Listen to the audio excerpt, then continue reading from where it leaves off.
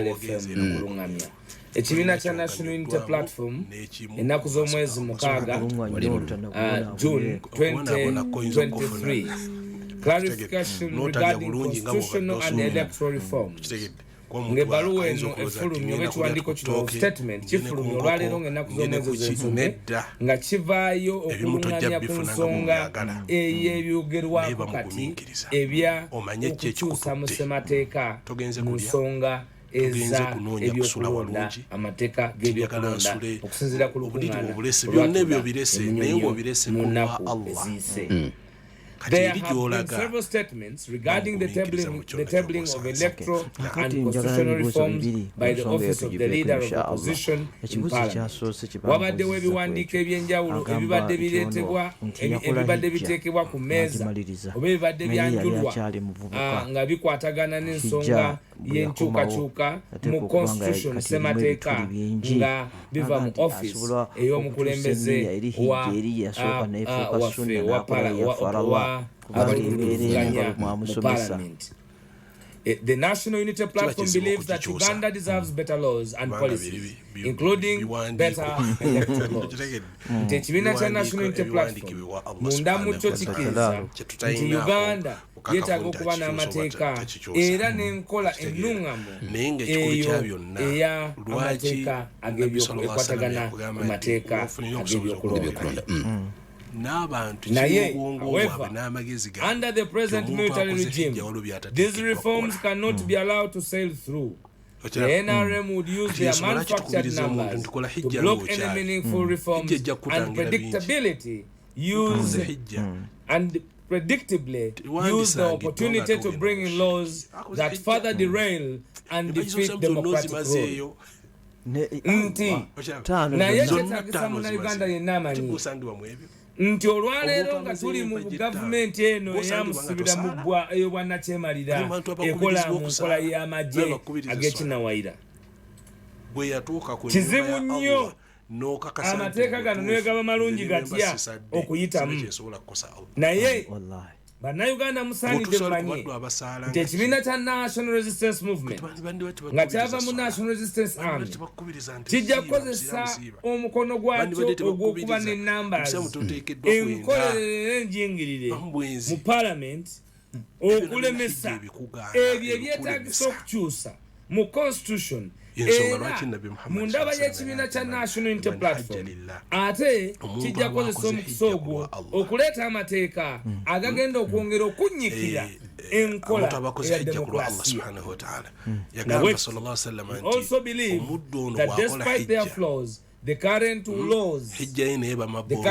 if implemented, would guarantee fair play and sanity in election. Tulina okukkiriziganya mu ffe nti amateeka agaliwo wadde manafunafu naye era nga galimu emiwaatwa gamala bulungi nnyo ng'omuntu agakozesezza mu ngeri y'obwenkanya fair play mu ngeri y'okuzanya ekintu kikulu era nga mulimu n'okugoberera empisa n'ennono gasobola okulangirira omuntu omutuufu. Naye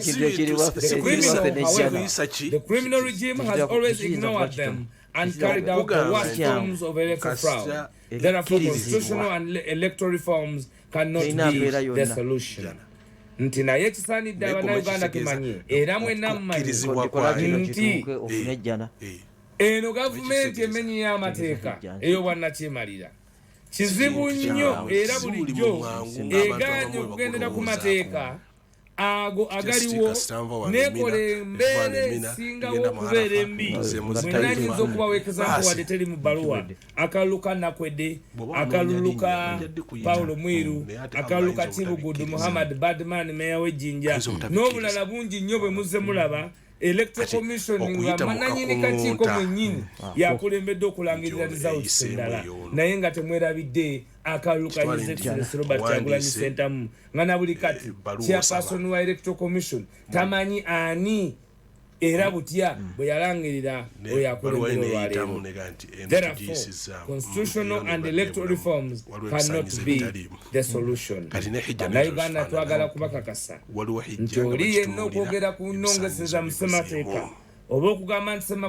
ssemateeka akwatibweko abakulimbye bulimbi kubanga ebyo tebisobola kuba nga yenkola enayamba tulina bukakafu nti yafa wabula kyalina okukola ayongere kusaba Allah. It is therefore important to state bw'anaaba alongoosezza kyabuvunanyizibwa okumanyisibwa that the conference organized by the office of the leader of opposition last week was largely consultative, intended to set the aspirations for the people of Uganda and paint a picture of what would be ideal if we were not under family and military rule. Basebo ne banya nti olukuŋŋaana luno olwatuuzibwa mwe namusaanidde era kiri kyamazima kyabuvunaanyizibwa okutegeezebwa nti olukuŋŋaana olwategekebwa office ya leader of opposition wiiki ewedde lwali lwakwebuuzaako lwali lwakwebuuza lwali lwakunyumyamu ku butya era bwe kyandisaanidde era bannayuganda bwe bandyetaaze okuba nga batambulizibwamu mu nkola eyo basemateeka ow'ekigunjufu nti olukuŋŋaana olwayitibwa ofisi ya leader of opposition bannayuganda muleme kulutwala nti lwali lwa nkizo mu kusalawo nti tukwate ku ssemateeka lwali lwakunyumyamu butya uganda bweyinza kufaanana nga ekulemberwa abantu abatuufu abatali nga tetuli mu famire ya General Yoweri Kaguta Museveni etwala Uganda mu nkola ey'omusibira mu bbwa kizzeemu ekibuzo kyawambuziza ebbaluwa ekiddamu nti egenda kugwayo naye njagadde kano kakonoti nkatyeyo kalikenaganye nti mwabadde mu lusirika batugambye tuleke ekitwala nti kyabadde kyankizo okunywamu kacaayi kubutya Uganda bweyinza okufaanana consultative kubanga tukkiririza ffe mu opposition oba mu bantu abaagala okumamulako bwannakyemalira nti enkola y'amateeka yokka banate bamenyera amateeka tetusobola kubayisa mu nkola yakukyusa mu mateeka ate ebbanga lyonna nejja kulinyonyola kamala ebbaluwa the people of Uganda the people of Uganda kati mukadde wange must therefore not bank their hopes on any legislative reform naddala bwobadde ogenda ku bakadde b'omubaka Muhammad sallallahu alaihi wasallam okuba nti bamubeerera mu mbeera nnyingi naye n'atasobola kubeera nga ate okusinga ekintu kyonna wadde essuubi nenjagala tukitandikireko ewantu wonna nga mulowooza kyennongoosereza eziva mu paalamenti oba mu mukono ogwa legislature nti ziyinza okuyamba mu Uganda muno nga tukyali mu mikono gya musibira mu ggwa yamugamba gwe Nabi Muhammad sallallahu alaihi wasallam balyogedde nti Museveni nze mbadde ntidde buti kubanda ly'omuntu nintidde naye ku lw'ebbaluwa anda Museveni our people abantu baffe Allah tabaraka wa ta'ala must continue working hard musaanidde okusigala ng'ekigere kiri kuli kwennyini ekyobutazikiza using all means necessary to remove a dictatorial regime and establish a legitimate government. Abantu baffe tusaanidde okulemerako n'amaanyi gaffe gonna n'enkola yonna esaanidde okukozesebwa mu kuggyako gavumenti y'obwannakyemalira oba eyo eyamusibira mu bbwa okusobola okuteekawo gavumenti eyo bannayuganda bonna gye mwakkiririzaamu eya Robert Kyagulanyi Ssentamu Ngolo. It is then that the people of Uganda oluvannyuma lw'okubanga bakwasiza gavumenti abo gye baalonda eya His Excellency Robert Kyagulanyi Ssentamu Ngolo, abo abannayuganda balisobola okutuula ne basalawo ku mmeeza emu butya bwe baagala okukulemberwa naye nga bali mu mikono egya gavumenti ekkiriza okuba ng'ebaweereza. Kino kye kiwandiiko ekikubiddwa ekikiina kya National era nga Asomye yenze Alex WAISWA Mufumbiro w'ekibiina kya National Platform amyuka omwogezi w'ekibiina kya National Platform. Ekiwandiika naye kitaddeko omukulu ekiwandiika naye kitaddeko ate katuuza omwogezi w'enjogera nsajja ogabye public relations gye bali abo spokesperson wajja n'ayo banayogera mu ddoboozi. My voice is a signature of the party.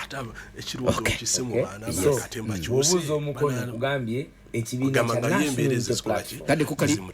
kusayiningeko za kisomi. Za kisomi era kinazeyo bwetu. Asomye nga nenzaawo amyuka walina w'ekibiina kya National Unity Platform. Sebo nagamba bwe mbeera wano n'olaba nga ntaddeko ekkooti ya National Unity Platform nga neno bereti y'amaanyi g'abantu kweri omanya nti emmandu ezindiko si za Mufumbiro ziba kuliko ziri zennyini ez'ekibiina.